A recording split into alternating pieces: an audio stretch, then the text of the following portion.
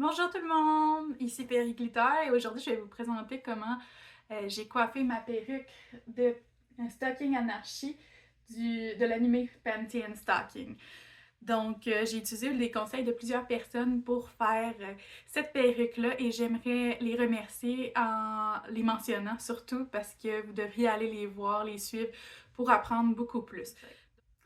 Donc, le premier cosplayer que j'aimerais présenter dans cette vidéo, parce que cette personne-là m'a beaucoup aidé, c'est Minedoko. C'est d'ailleurs la personne qui a gagné le Iron Week 2024. Wouhou! Et puis, félicitations Minedoko. Et cette compétition-là, pour ceux qui ne le savent pas, c'est une compétition de très haut calibre de perruques organisée par Arda Wig. Donc, c'est très impressionnant déjà d'y participer, en plus de gagner. Cette personne-là sait quoi, comment s'y prendre avec les wigs. Et puis, Minedoko fait des panels très instructifs. J'ai été les voir notamment au Gianime, pas cette année, mais l'autre d'avant. Donc, ça, c'était en 2024 et j'ai appris énormément. Je le suggère à tout le monde, même si vous connaissez un peu les wigs. Ça peut toujours être bien de recommencer, de revenir aux bases pour apprendre de plus en plus puis améliorer ses techniques. Ensuite, le deuxième cosplayer que j'aimerais vous présenter et qui m'a énormément appris à propos de la coiffure de perruque, c'est Cupcake Senpai. J'ai d'ailleurs eu l'immense honneur de faire un duo avec elle lors de l'Autokiton 2023. Je vous suggère d'aller voir sur son Instagram ou sur le mien pour voir les magnifiques perruques qu'elle a confectionnées pour Love Life. C'était Love Life Aquarium. Et puis, j'ai aussi une autre de ses perruques que je lui avais commandé et la qualité est incroyable. Elles sont magnifiques, elles sont durables. Vous pouvez aussi lui faire des commandes. Je sais qu'elle en prend de temps en temps et je peux vous dire qu'ils sont vraiment, vraiment durables et belles. Elle fait aussi des panels à l'Otakuton notamment, donc vous pouvez toujours la suivre pour apprendre encore plus de choses sur les perruques.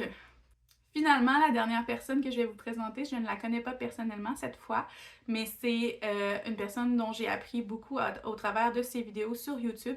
C'est le YouTuber et coiffeur Brad Mundo, qui est une véritable source d'informations au sujet et du coiffage de perruques et du coiffage de vrais cheveux. Donc, sans plus attendre, c'est parti! La perruque de base que j'utilise est le modèle Le Tigre Silky de chez Arda Wig en couleur Marianas. Les longues mèches sont aussi d'Ardawig dans la couleur Baby Pink. Voici à quoi ressemblait la perruque avant toutes les modifications. Je commence toujours par le bas de la perruque. Je m'assure d'isoler un étage de mèche à la fois. Ça me permet d'avoir un espace dégagé pour travailler. J'utilise les pinces pour tenir les cheveux sur lesquels je ne travaille pas. Avec l'aide de mon découseur, je défais la couture qui lie la mèche à la perruque, ce qui est parfois ardu et long. Je pourrais découdre tous les étages d'un trait, mais j'ai préféré découdre un étage et le recoudre immédiatement. Ça change un petit peu le mal de place.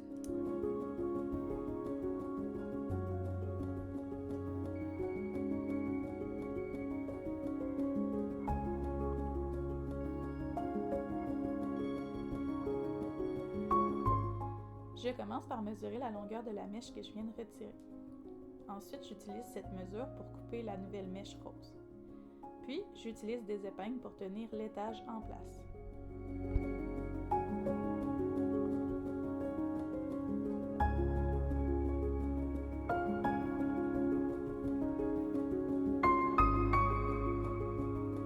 Avec une aiguille ronde, je couds l'étage de mèche à la perruque. Je refais ces deux étapes jusqu'à ce que j'ai cousu toutes les mèches roses dans la perruque. Lorsque je couds dans un endroit où il y a un élastique, je mets une longueur plus grande de mèche, ce qui crée une courbe. Je ne coupe pas non plus sur toute la longueur de l'élastique, puisque celui-ci doit s'étirer. Je choisis quelques petits endroits que je couds. La courbe disparaît lorsque l'élastique est étiré sur ma tête. J'en profite pour vous rappeler qu'il faut utiliser une tête en mousse qui a les mêmes dimensions que votre tête si vous utilisez cette technique. Sinon, votre perruque peut être trop petite pour vous ou vous donner des maux de tête. C'est une expérience vécue.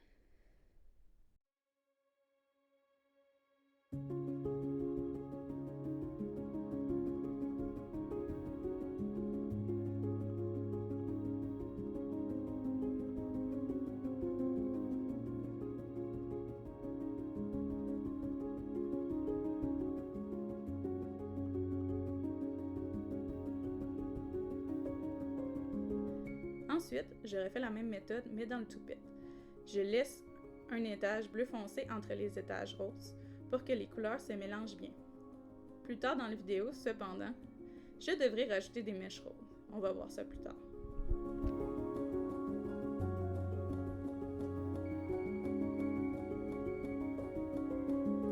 La prochaine étape pour coiffer la perruque de stocking est de la gaufrer.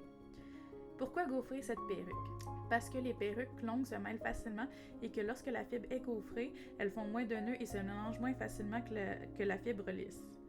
Par contre, avant de gaufrer une perruque, il faut faire un test de température sur une des parties moins visibles de la perruque.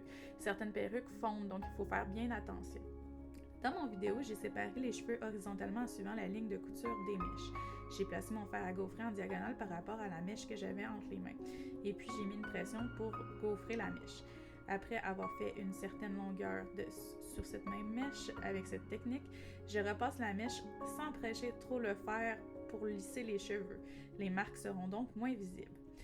La meilleure technique pour gaufrer une perruque est de gaufrer les cheveux verticalement. Ce n'est pas ce que j'utilise dans ma vidéo. De ce que j'en ai compris, il faut séparer les cheveux verticalement au lieu de suivre la ligne de couture des mèches à l'horizontale. Pour plus d'informations supplémentaires, je vous suggère d'aller voir les panels de Minedoco.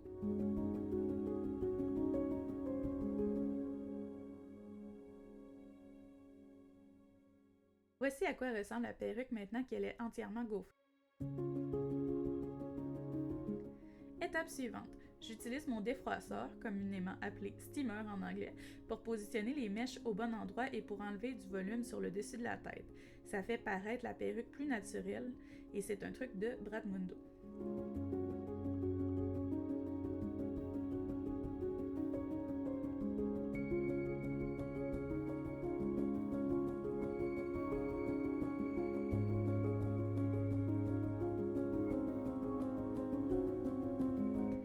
À la coupe, j'ai mis la perruque sur ma tête et j'ai pris quelques mesures importantes. La longueur du toupette que je désirais, la longueur du toupette en fonction de mon visage. Je me base sur le point central de la perruque, là où tous les cheveux se rejoignent. Ça semble faire un rond sur le dessus de la tête. Je vais l'appeler dans cette vidéo Rosette. J'ai aussi pris la largeur et la longueur des deux mèches qui entourent le toupette. On appelle ce style une imécote. Je place mes épingles en T aux endroits indiqués par mes mesures dans le sens de la largeur. Puis je mets mon ruban à mesurer sur la rosette et je mesure un petit peu plus que la mesure de la longueur de mon toupette, au moins 5 cm.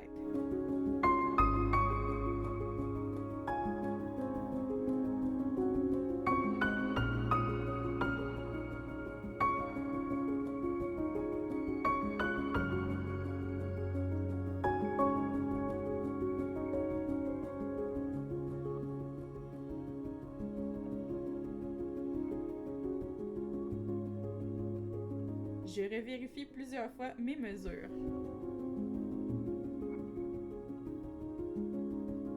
Je m'assure aussi que les cheveux sont bien démêlés.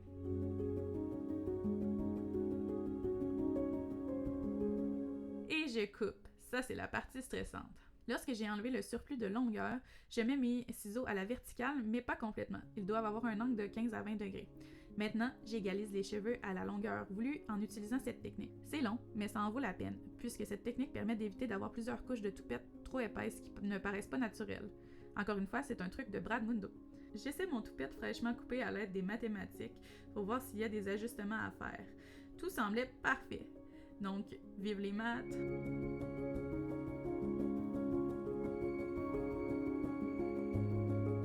Maintenant, c'est au tour des mèches plus longues.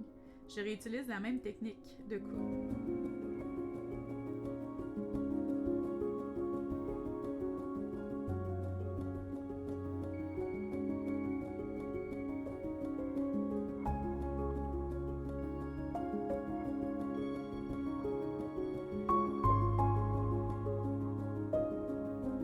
Cette fois, par contre, j'utilise des ciseaux crantés pour désépaissir le bas de la mèche.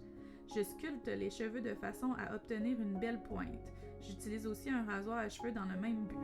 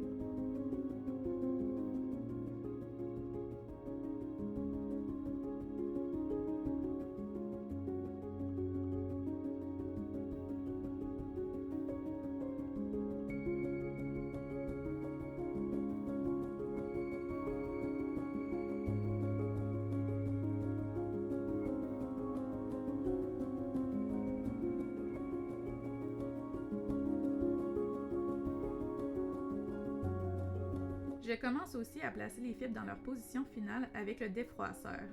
La mèche doit être courbe pour suivre la forme du visage.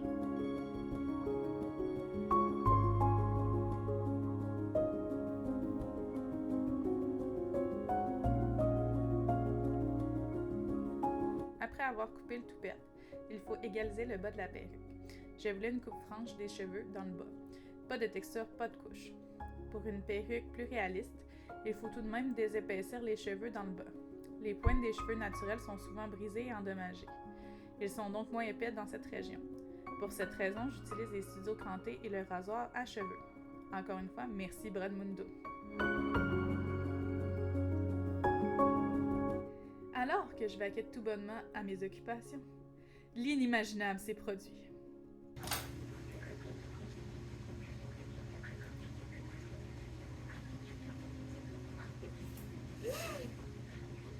C'est pas mon ciseau. Oh non!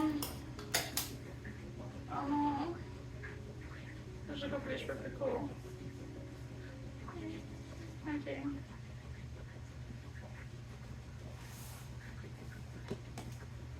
Malgré mes émotions, je me suis retroussé les manches et j'ai décidé de couper la perruque plus courte. Personne n'est à l'abri des erreurs. Je fais particulièrement plus attention à quelle paire de ciseaux j'utilise maintenant. Pour la coupe franche, j'utilise la même technique que pour le toupette. J'utilise mes doigts ou un peigne pour me guider afin de connaître la bonne hauteur à laquelle je veux couper.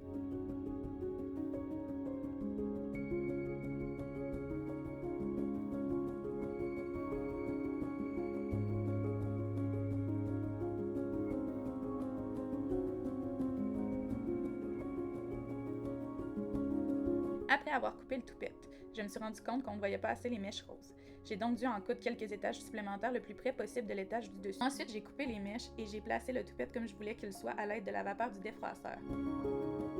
Je porte souvent des perruques longues et le plus grave problème lorsqu'on en porte est que les cheveux se mêlent juste à les regarder. C'est pourquoi je fais tout en mon pouvoir pour réduire les nœuds. Lors de son panel, Minette Decaux nous a présenté ce produit, le lubrifiant au silicone pour voiture de Motomaster. Ça marche très bien. Pour l'utiliser, il faut aller dehors. C'est un aérosol et il y en aura partout. J'ai séparé ma perruque en étages et j'ai appliqué le produit à 30 cm de la perruque. Il ne faut pas que la perruque devienne humide. Dès qu'on a fini d'appliquer le produit, on peigne tout de suite les cheveux. Étant cosplayer, j'ai le droit à de charmants commentaires. Non, c'est pour du cosplay, mais... J'étais vraiment concentrée et je n'ai même pas terminé ma phrase. Je ne sais pas si vous avez vu la nouvelle tendance dans les perruques récemment, mais il s'agit d'ajouter des tinsels. Les tinsels sont de longs fils de plastique brillants. J'ai vraiment voulu essayer d'en mettre parce que je trouve l'effet trop joli. Pour ajouter les tinsels, il faut un outil appelé en anglais Hook Pulling Needles, ou en français, je crois que ça s'appelle un crochet de traction de cheveux. Pour ajouter un tinsel, il faut commencer par planter le crochet ouvert à l'endroit où on veut le placer. Ensuite, on passe le crochet au travers du matériel. Avec notre autre main, on plie le filament de tinsel en deux et on passe la boucle créée à ce moment-là dans le crochet. On referme le crochet et on tire pour apporter la boucle de l'autre côté du matériel.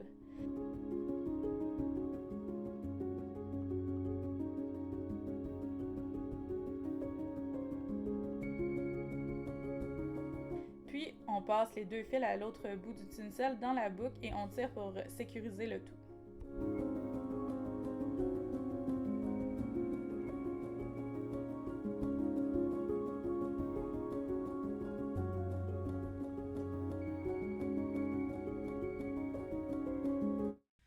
La seule partie de la création de la perruque que je n'ai pas filmée, c'est lorsque j'ai collé le toupette ici.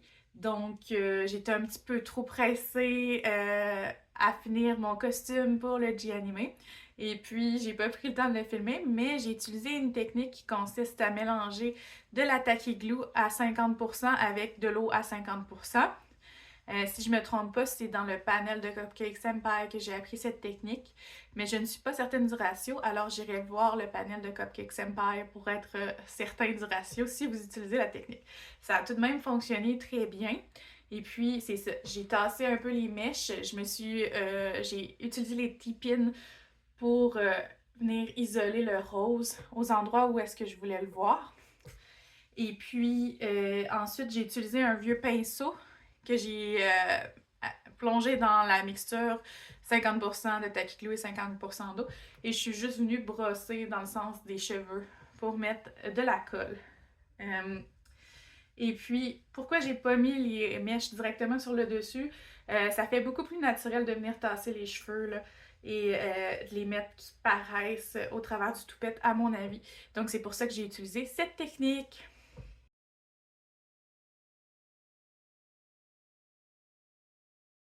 Donc, un petit truc intéressant que j'ai appris en travaillant sur cette wig, c'est comment faire disparaître les petits défauts de colle qu'on va voir ici. Je sais pas si vous les voyez bien. Mais il y a comme des bouts blancs dedans qui sont pas très jolis. Il y en a là aussi. Puis ça, on peut faire disparaître ça facilement avec des tampons d'alcool comme ça ici, qu'on prend là. Je vais vous montrer comment on fait dans un instant. Donc, j'ai maintenant le petit tampon d'alcool en main. Et je vais juste prendre les cheveux et le passer dessus. C'est plus difficile à une main que quand on a ces deux mains. Oh, je suis même pas zoomée, je regarde de l'autre côté de la caméra. Puis, ils vont tous disparaître, là. Plus je mets d'alcool dedans. Ça va redevenir beau. Je peux y aller avec ça ici aussi.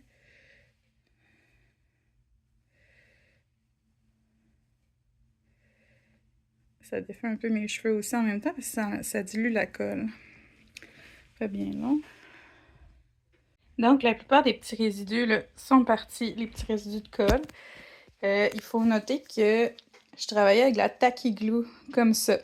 Je sais pas pour les autres colles si ça fonctionne, mais avec la Tacky Glue, là, les petits tampons d'alcool comme ça, là, ça fonctionne à merveille. Puis c'est un petit truc que je voulais vous partager parce que ça fait des miracles, honnêtement, pour enlever là, les petits résidus de colle. Puis aussi, quand vous la brossez puis que ça en fait des petits résidus de colle, c'est facile à enlever. Là.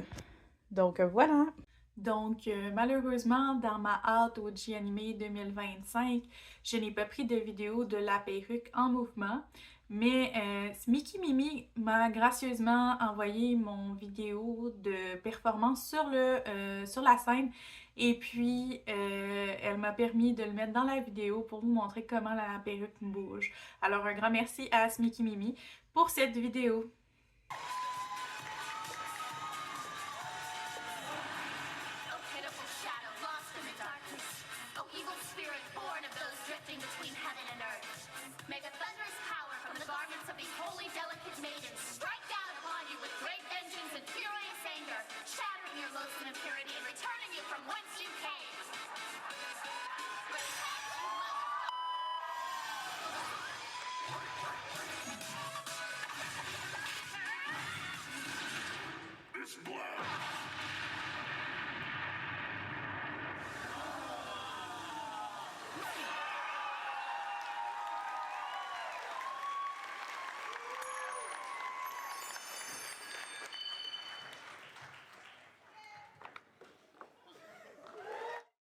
Donc, c'est déjà la fin de ce tutoriel.